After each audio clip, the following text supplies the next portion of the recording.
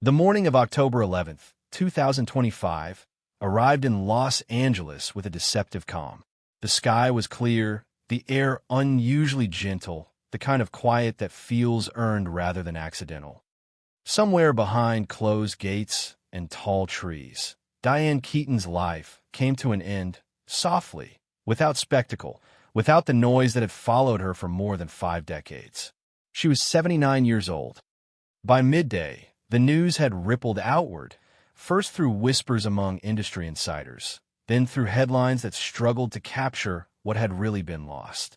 An actress, a muse, a woman who had shaped modern cinema without ever surrendering herself to it. What stunned the world was not only her passing, but the echo it triggered. Almost immediately, attention turned to one man who had long existed at the emotional edge of her story: Al Pacino. For years, their names have been linked by memory, by unfinished sentences, by a love story that never quite found its ending. When word reached him, those close by described a reaction stripped of performance or control. He wept. He reportedly repeated a single regret, over and over, as if saying it enough times might loosen its grip. I will regret for the rest of my life not marrying Diane. She was the greatest love of my life. In a culture trained to distrust sincerity, the rawness of that admission cut through everything. The public leaned in, not out of morbid curiosity, but because this confession exposed something uncomfortable and familiar. The idea that even legends run out of time, that even lives framed by applause can collapse into silence, leaving behind questions no one gets to answer. Diane Keaton had spent her career mastering the art of understatement, of turning vulnerability into strength, awkwardness into grace. Her death seemed to follow the same pattern. No grand farewell, no stade goodbye, just absence. As details slowly emerged, they revealed more restraint than revelation. Emergency responders were called early that morning. There were no signs of disturbance, no chaos, no dramatic final scene. Her home, often described as a sanctuary of imagination, remained orderly, almost serene. Hours later, the world learned she was gone. The family confirmed her death but shielded the specifics, choosing privacy over explanation. That decision only deepened the mystery, allowing speculation to bloom in the spaces left intentionally empty. Hollywood reacted the only way it knows how, with memory.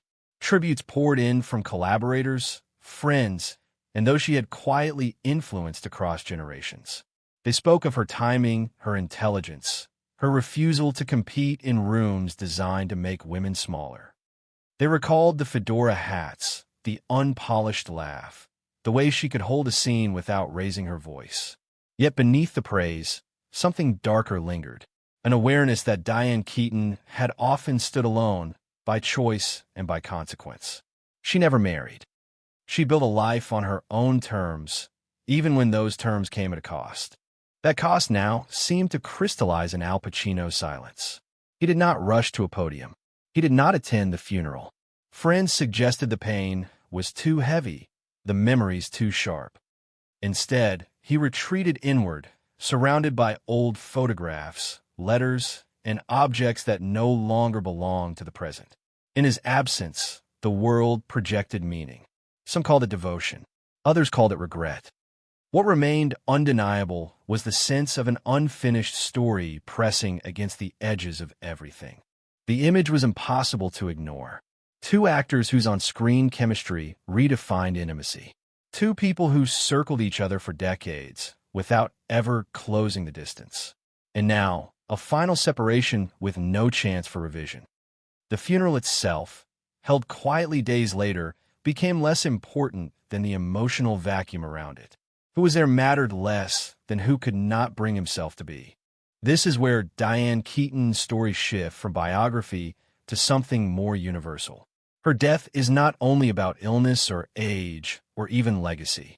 It is about the spaces between decisions, about the moments when life asks for certainty and offers no rehearsal. It is about love delayed until it becomes memory, and memory that arrives too late to change anything. As the industry mourned and the audience searched for meaning, one truth settled heavily over everything. Some losses are not loud. They do not announce themselves with drama. They arrive quietly, leaving behind a silence that follows you for the rest of your life. Long before the world began framing Diane Keaton's life around her final silence, there was a woman who never expected to become a symbol at all.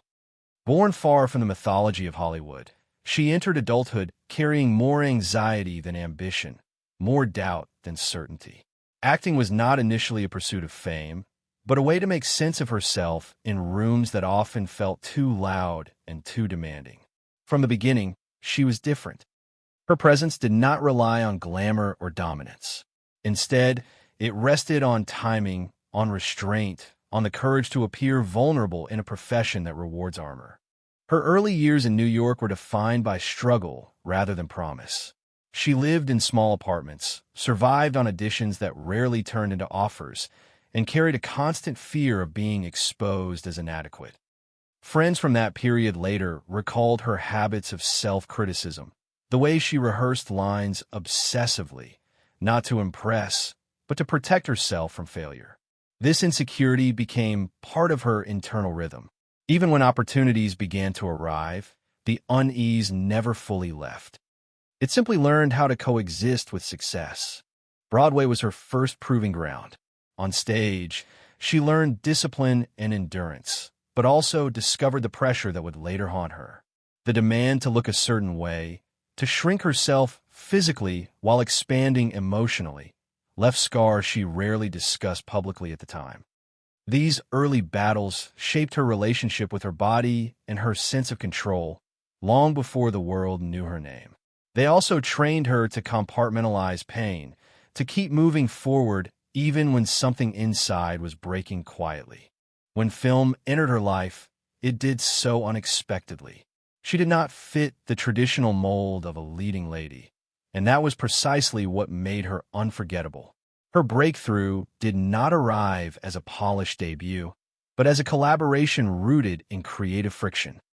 Working with directors who valued her intelligence as much as her talent, she carved out a space that felt uniquely her own. She brought awkward pauses into romantic scenes, allowed uncertainty to live inside laughter, and made silence feel intentional. Audiences recognized something authentic in that approach, even if they could not articulate why. As her career accelerated, so did the contradictions. Awards, critical praise, and cultural influence grew in parallel with isolation. Fame amplified the parts of her that already felt exposed. Interviews from that period reveal a woman uncomfortable with labels, resistant to being defined by beauty or desirability. She dressed differently, spoke differently, and refused to soften her edges for approval. This resistance earned admiration, but it also set her apart. She was celebrated, yet rarely understood on her own terms. Her personal life reflected the same tension. Relationships were intense, meaningful, and often complicated. She loved deeply, but struggled with permanence. The idea of building a conventional life felt both appealing and suffocating. She wanted intimacy without erasure, connection without surrender. Friends observed that she often hovered between longing and withdrawal, afraid of losing herself in someone else, yet equally afraid of ending up alone. This internal conflict became a quiet through line in her life, influencing decisions she would later revisit with mixed emotions. Motherhood arrived later, not as a replacement for romance, but as an affirmation of independence. Adopting her children in midlife reshaped her priorities and softened some of the loneliness that had followed her for years. She built a home centered on curiosity, creativity, and routine, far from the chaos of premieres and press cycles. Those close to her described a woman who found peace in small rituals, morning walks, books stacked everywhere, handwritten notes left in unexpected places. It was a life deliberately scaled down, designed to protect what mattered most. Yet even as she appeared grounded, the past never fully released its grip. Old relationships lingered as emotional landmarks, not with bitterness, but with unresolved tenderness. She rarely spoke publicly about regret, but her private writings suggest a woman who revisited pivotal moments again and again, not to rewrite them, but to understand them. The cost of choosing independence over certainty weighed on her more heavily with time, especially as the industry around her continued to change. By the later years of her career, Diane Keaton had become a symbol of endurance. She worked selectively, avoided excess, and remained fiercely protective of her privacy. Health challenges emerged gradually, managed quietly, often without public acknowledgement. She did not want to be seen as fragile, nor did she want sympathy to eclipse her work. To those around her, this insistence on normalcy felt both admirable and concerning. She smiled, joked, and deflected worry, even as her physical presence became noticeably thinner, more delicate. This background matters because it reframes her final chapter. Diane Keaton did not arrive at the end of her life as a tragic figure undone by circumstance. She arrived as someone who had spent decades balancing strength and vulnerability, success and solitude. Her death shocked the world because it interrupted a narrative of quiet resilience. It forced people to look back, not just at what she achieved, but at what she carried silently. The applause, the acclaim, the cultural legacy all coexist with a simpler truth. She was a woman who lived deliberately, loved intensely, and accepted the cost of her choices, even when that cost became heavy. The months leading up to Diane Keaton's death unfolded without spectacle, almost deliberately so. To the outside world, she appeared unchanged, still composed, still guarded, still unwilling to let the public see anything other than what she chose to show. Yet beneath that familiar exterior, something was quietly unraveling. Friends would later describe a shift that was difficult to name at the time. Not dramatic, not alarming enough to provoke intervention, but present all the same. A slowing down, a thinning of energy, a subtle retreat from habits that had once anchored her days. She began declining invitations she would previously have accepted without hesitation.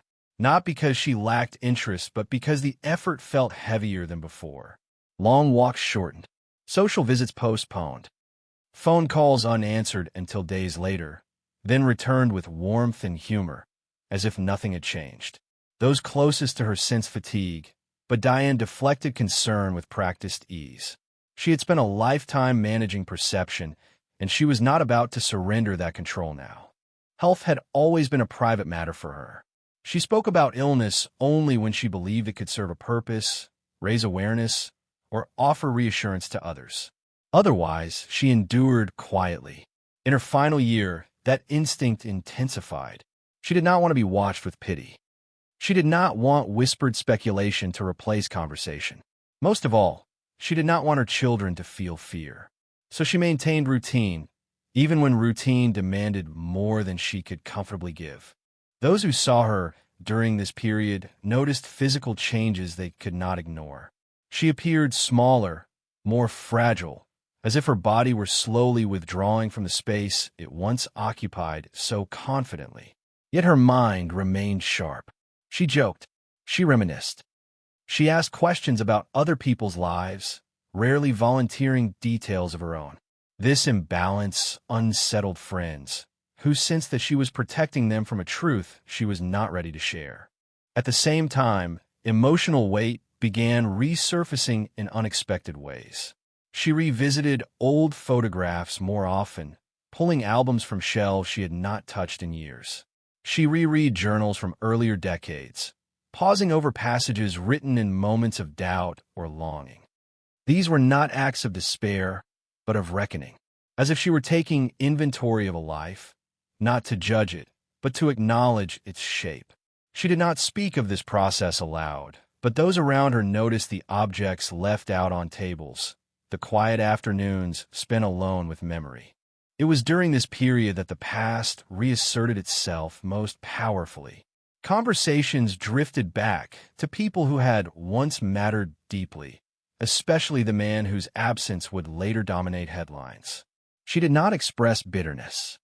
If anything, There was a softness in the way she spoke about him, a sense of affection untouched by time. Friends recalled her saying that some loves do not fade because they were never resolved. They simply settle into you and become part of how you move through the world. As her strength diminished, her desire for privacy grew firmer. She reduced public appearances and stepped away from projects that would have required sustained physical commitment. When asked why, she offered practical explanations, never emotional ones. The truth remained contained within her inner circle, and even there, it was fragmented.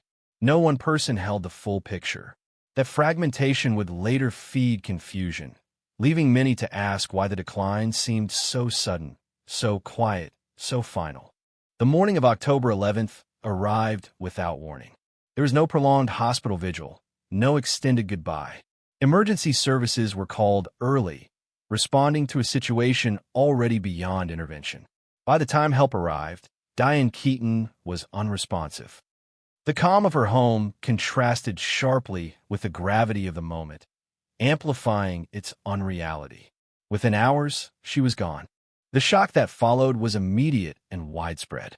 For those who loved her, it felt abrupt, even cruel. For the public, it felt incomplete. There had been no gradual farewell, no preparation. Only a sudden void where a familiar presence had been. Questions surfaced quickly. What happened? Why now? Why so quietly? The family's decision to withhold detailed explanations was both respected and resented, creating a vacuum that speculation rushed to fill. News outlets revisited her known health struggles, searching for clues. Past interviews were replayed, old photographs scrutinized.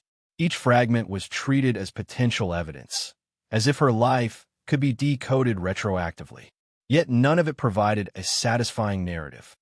There was no singular cause that explained everything.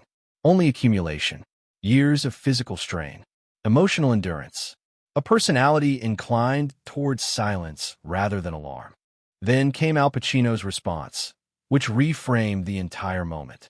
While others issued statements polished by distance, his reaction was described as immediate and devastating. Those close to him said he was inconsolable, shaken not only by the loss, but by the weight of unfinished history. He did not speak publicly in the days that followed. Instead, fragments of his grief surfaced through those around him. Regret, love, a sense that time had closed a door he once believed would always remain open. His absence from the funeral became symbolic, whether intended or not. To some, it suggested grief too personal to perform. To others, it looked like avoidance. In truth, it reflected the same conflict that had defined their relationship decades earlier. Intimacy paired with retreat. Feeling without resolution. Diane Keaton's death did not create this tension. It merely exposed it in its final form. As the industry processed her passing, the focus gradually shifted from how she died to what her death revealed. About the cost of privacy. About the endurance required to live independently in a world that demands explanation. About love that remains powerful precisely because it was never fully lived out. Her final months, once examined closely, did not read as tragedy in the conventional sense. They read as the culmination of a life spent choosing control, even when control came at a price. Her silence, in the end, was not emptiness. It was consistency, a continuation of the same restraint that had shaped her career, her relationships, and her inner life. And in that silence, those left behind were forced to confront something uncomfortable, that not every story offers closure. Some simply stop, leaving the rest to echo in the people who remain. The aftermath of Diane Keaton's death did not unfold with the noise one might expect from the passing of such a towering figure. Instead, it settled slowly, like dust after a collapse that no one saw coming. In Hollywood, where grief is often choreographed and memory packaged into sound bites, her absence created something more unsettling than spectacle. It created a pause. People did not immediately know how to speak about her, because to speak about Diane Keaton honestly required acknowledging contradictions that fame usually smooths over. For her family, The loss was intimate and disorienting. She had been the emotional center of their small world, the architect of routines that quietly held everything together. Her children, raised far from the machinery of celebrity, suddenly found themselves surrounded by attention they had never asked for. They chose silence, not out of indifference, but out of loyalty. Protecting her privacy had been a habit learned early, reinforced by years of watching her draw careful boundaries between herself and the world. In death, those boundaries were honored, even as curiosity pressed hard against them. Among her closest friends, grief manifested less in words than in withdrawal. Several were reported to have canceled public appearances, postponed projects, or retreated from interviews altogether. They spoke privately of shock, not because Diane Keaton's health struggles were unknown, but because she had never allowed those struggles to define her presence. She was the friend who showed up even when tired, the one who listened more than she spoke. Losing her disrupted not only emotional bonds, but the quiet stability she provided to others. The industry response followed a familiar arc, but with an unusual restraint. Tributes emphasized her intelligence rather than her beauty, her originality rather than her awards. Directors spoke of how she changed the rhythm of scenes simply by being still. Actors described how she made space for vulnerability without demanding attention. Yet beneath these professional remembrances, there was a deeper unease. Many admitted privately that her death forced them to confront their own avoidance of rest, of health, of unresolved relationships. Diane Keaton had modeled independence so convincingly that few questioned what it cost her to maintain it. Public reaction mirrored this complexity. Fans revisited her films, not just as entertainment, but as emotional artifacts. Scenes that once felt light now carried weight. Lines delivered casually suddenly sounded like confessions. Her performances were reinterpreted through the lens of loss, revealing layers that had always been there, waiting. Online discussions shifted from nostalgia to reflection. People spoke about loneliness, about choosing careers over intimacy, about the fear of asking for too much from those we love. Her story became a mirror rather than a monument. The most profound impact, however, centered on Al Pacino. His grief was not loud, but it was persistent, and that persistence reshaped the narrative around her death. Friends described him as withdrawn, contemplative, haunted by memory. He did not rush to defend himself against speculation, nor did he attempt to clarify his absence from public rituals. In doing so, he allowed others to project meaning onto his silence. Some interpreted it as guilt, others as devotion. What remained clear was that her death reopened a chapter he had never fully closed. This reopened grief extended beyond personal pain. It reframed their shared history in the public imagination.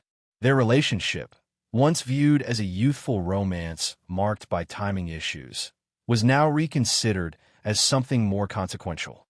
Commentators spoke of missed chances, of fear disguised as freedom, of love postponed until it becomes untouchable.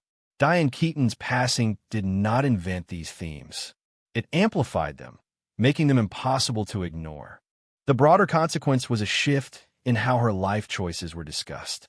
For years, her decision not to marry had been framed as empowerment, as a rejection of outdated expectations. After her death, that narrative grew more nuanced. Empowerment remained part of the story, but so did sacrifice. People began asking harder questions. What does independence cost over time? What happens when strength becomes isolation? Diane Keaton had lived on her own terms, but those terms required constant maintenance, constant emotional discipline. Her death invited empathy rather than judgment, complexity rather than slogans. Even the handling of her estate and legacy reflected this careful balance. There were no public disputes, no dramatic revelations. Everything unfolded quietly, as she would have wanted. Her work continued to speak for her, circulating through retrospectives, essays, and renewed interest in her lesser-known projects. Yet something intangible was missing. the sense that she was still out there, observing, commenting, quietly resisting categorization. In the weeks that followed, the initial shock softened into a more enduring sorrow. Not the sharp pain of loss, but the dull ache of recognition. Recognition that time is unforgiving. That relationships do not pause simply because they feel unfinished. That privacy, while protective, can also isolate those who might otherwise step closer. Diane Keaton's death left behind more than grief. It left behind questions that had no clean answers, questions that lingered precisely because they were rooted in lived experience rather than myth. Her impact, then, was not confined to film history or cultural milestones. It reached into the personal lives of those who watched her, worked with her, loved her. It asked them to reconsider what they postpone, what they protect, and what they risk losing by waiting. In that sense, the consequences of her passing extended far beyond mourning. They reshaped conversations, reopened memories, and exposed the quiet costs of a life lived deliberately but alone. Even in the quietest moments of her later life, Diane Keaton's world was filled with stories that few outside her inner circle ever knew. These were not grand scandals or dramatic revelations, but small, intimate acts that revealed the depth of her character and the weight of her experiences. Friends recalled evenings spent in her Los Angeles home, surrounded by books, photographs, and unfinished scripts, where she would speak softly about her past, hinting at regrets and triumphs alike. There was a particular rhythm to these conversations, a cadence that mixed humor with melancholy, laughter with silence. Every gesture, every pause seemed deliberate, as if she were teaching those present how to navigate life with both honesty and restraint. Her children, Dexter and Duke, witnessed these quieter sides of their mother in ways the public could never imagine. Diane nurtured them not only with care, but with subtle lessons about independence, resilience, and the importance of maintaining one's own identity. She created an environment that was simultaneously structured and freeing. Mornings with routines of reading and reflection, afternoons punctuated by walks with her golden retriever Reggie, and evenings that allowed for both work and quiet contemplation.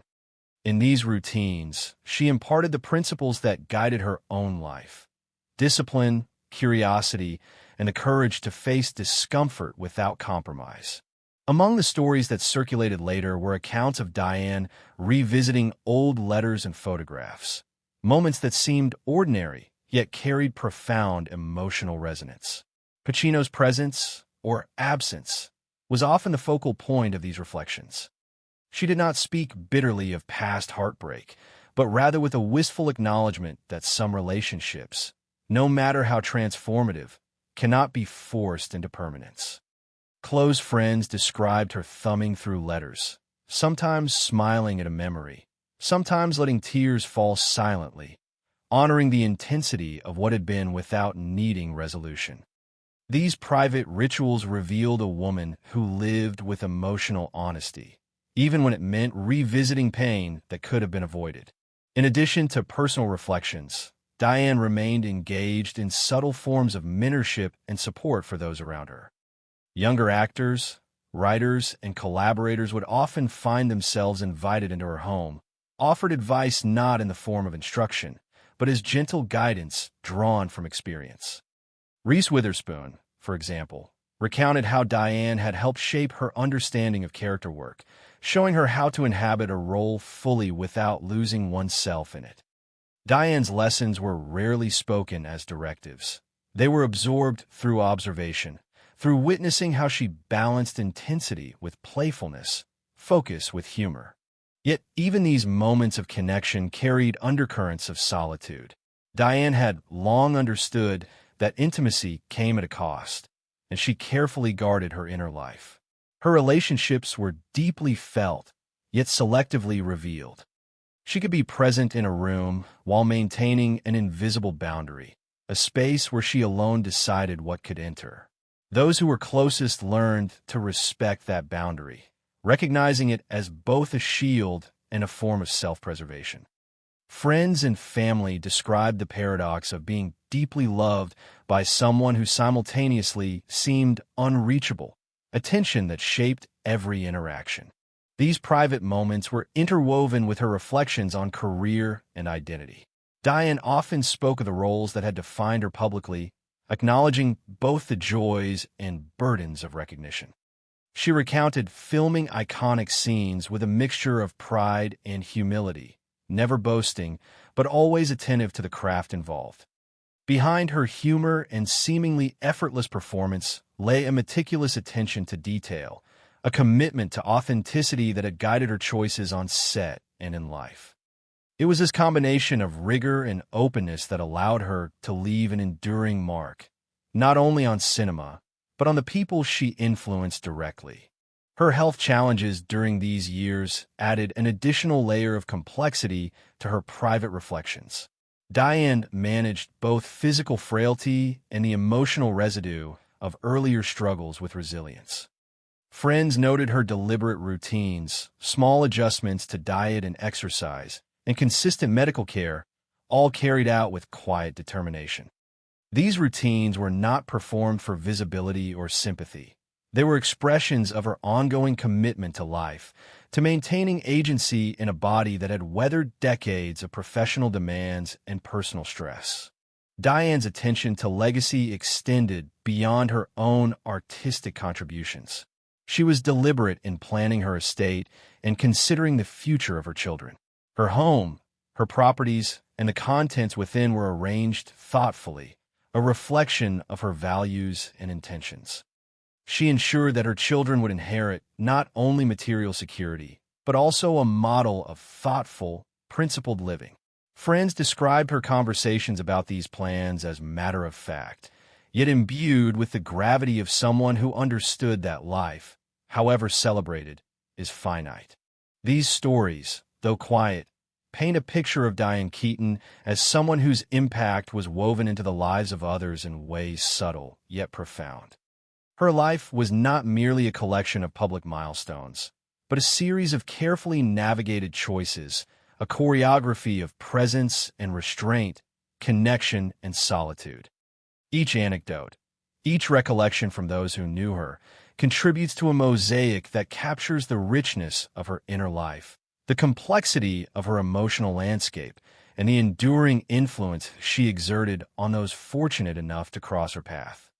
Diane Keaton's life invites reflection not only because of what she accomplished on screen, but because of the way she carried herself through the years, balancing achievement with vulnerability, visibility with privacy. Her legacy is layered, built upon decades of deliberate choices, small and large, each contributing to the portrait of a woman who refused to be constrained by expectation. Friends, family, and colleagues often commented not just on her talent, but on the integrity with which she approached every aspect of life. She measured risk, weighed emotion, and embraced discomfort when it served understanding or growth. Her achievements in film are well documented. Oscar-winning performances, iconic roles that reshape perceptions of women in cinema, and collaborations with some of the most influential directors of her generation. Yet the measure of her life extends beyond awards or screen time. It lives in the nuances, the pauses in dialogue that conveyed as much as words, the subtle gestures that made a scene feel lived rather than performed, the courage to embrace characters that challenged social conventions or revealed intimate truths. These artistic choices mirror her personal ethos, a constant negotiation between exposure and self-preservation. Keaton's relationships, particularly those that defined her emotionally, are inseparable from this legacy.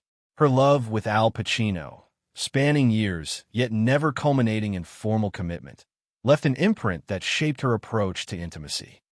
Friends noted that while she embraced affection, she was cautious with attachment, understanding that giving herself completely to another could erode her own sense of self. This understanding informed the way she raised her children, the way she navigated friendships, and the way she approached mentorship in her later years. It was a measured generosity, a careful balancing act between presence and distance. Motherhood became a defining facet of her life in its own right. Adopting her children later in life, she cultivated an environment that reflected her values: intellectual curiosity, creative exploration, and emotional honesty.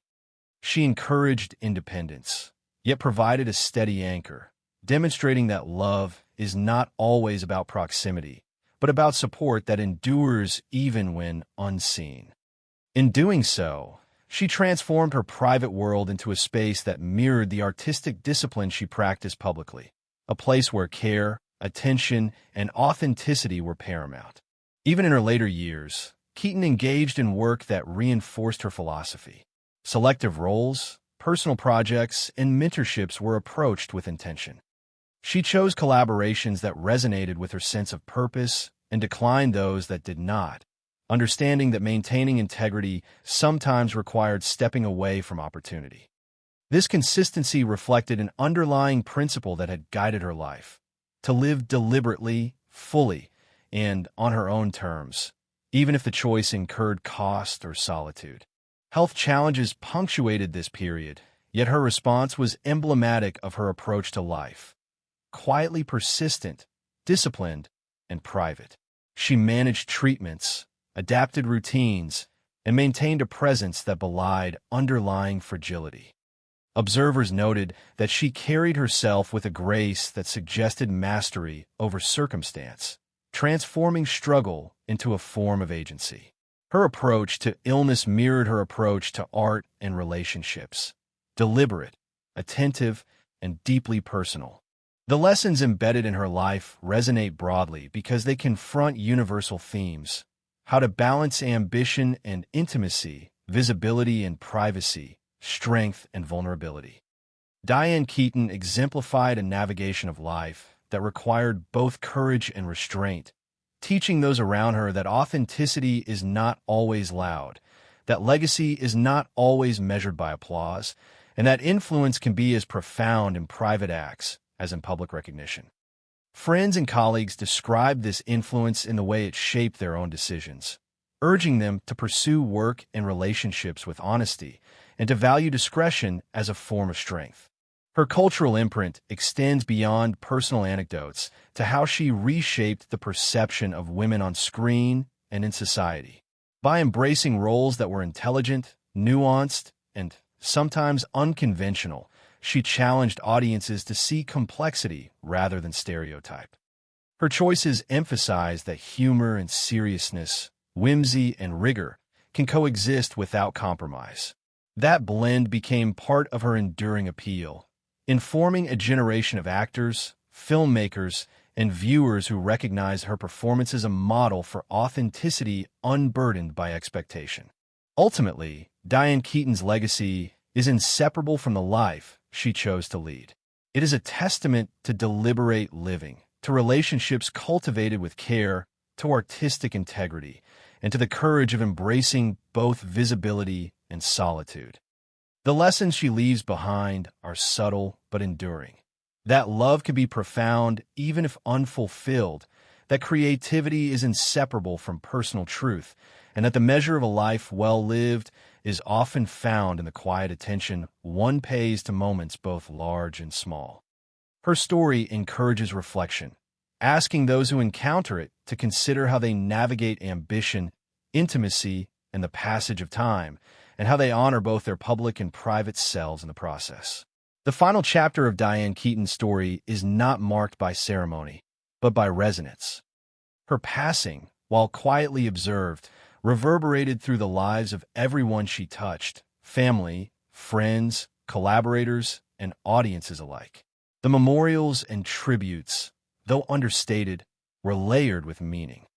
Flowers arranged with care, music chosen for its intimacy rather than grandeur, and words shared in hushed tones reflected the essence of a life that valued authenticity over spectacle. Each gesture at her funeral, no matter how small, became a testament to a woman who had consistently sought depth in every moment. Those closest to her carried forward the lessons she had imparted without fanfare. Dexter and Duke, her children, maintained her routines, her values, and her love for learning and curiosity. Friends continued to speak of her influence on their creative and personal lives, recounting not only her professional guidance, but the emotional intelligence with which she navigated relationships and challenges. Even in death, Diane's approach to life, a careful balance of independence and connection, humor and gravity, control and openness, offered a template for living with integrity. Al Pacino's tribute, though largely private, underscored the emotional weight she carried in the lives of those who loved her deeply. Friends described him reflecting for hours on photographs and letters, revisiting decades of shared experience that were never fully realized. His grief was not performative. It was contemplative, a quiet reckoning with what had been, what could not be, and what would remain. In these private moments, the depth of their bond became clear, not as a conventional romance, but as an enduring influence that shaped both their emotional landscapes and the memories they carried forward. The impact of Diane Keaton's life also extended to the cultural and artistic legacy she left behind. She challenged norms of beauty, timing, and feminine presence on screen, reshaping what it meant to be a leading actress in Hollywood. Her humor, her intelligence, and her nuanced performances created space for women to inhabit roles that were complex, flawed, and fully human. Directors and actors who worked with her frequently remarked on the way she elevated material simply by being present, reminding audiences and colleagues alike that subtlety and attention could create extraordinary impact. Even beyond her work, Diane's choices influenced perceptions of independence, family, and self-possession. By remaining single after profound love, adopting children later in life, and carefully curating her personal environment, she modeled an existence in which autonomy and affection could coexist. The narrative of her life encourages reflection on how one negotiates relationships, career, and personal well-being simultaneously. It illustrates that intentional living often requires sacrifice, careful prioritization, and the courage to embrace solitude without resignation. Her financial acumen, often overlooked, complemented the lessons embedded in her personal and professional life. Through careful management of her estate, properties, and creative endeavors, she ensured stability for her children and maintained control over her legacy. Friends noted that her approach to wealth was consistent with her overall philosophy, thoughtful, deliberate, and reflective of values rather than external pressures. Even as she accumulated success, she remained attentive to the meaning of her choices, investing in projects and spaces that reflected her vision rather than public expectation. As news of her passing circulated, audiences worldwide revisited her body of work, finding new meaning in performances that had once seemed familiar. Every glance, every pause, every whimsical gesture on screen was now read with the knowledge of her mortality, amplifying the poignancy and artistry of what she created. Her life and career became a mirror for reflection, prompting viewers to consider their own relationships, ambitions, and the choices that define who they are over time. Ultimately, Diane Keaton's story is one of quiet endurance, deliberate living, and the interplay of presence and absence. Her death leaves a void, but it also leaves lessons. That love can be profound without permanence, that autonomy can coexist with connection, and that one's legacy is shaped as much by the integrity of private actions as by public achievements. In remembering her, the world is invited to honor not only what she accomplished, but the manner in which she navigated the complexity of a life lived fully on her own terms.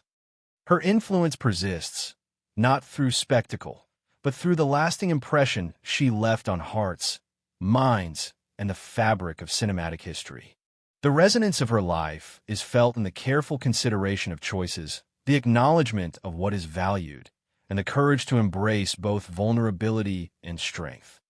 As audiences reflect on Diane Keaton, they are reminded that the measure of a life is not only in its public moments, but in the quiet, deliberate, and sometimes unseen ways one shapes the world around them. In this way, Diane Keaton's legacy endures, radiant and unshakable, a model for grace, resilience, an enduring power of a life lived authentically.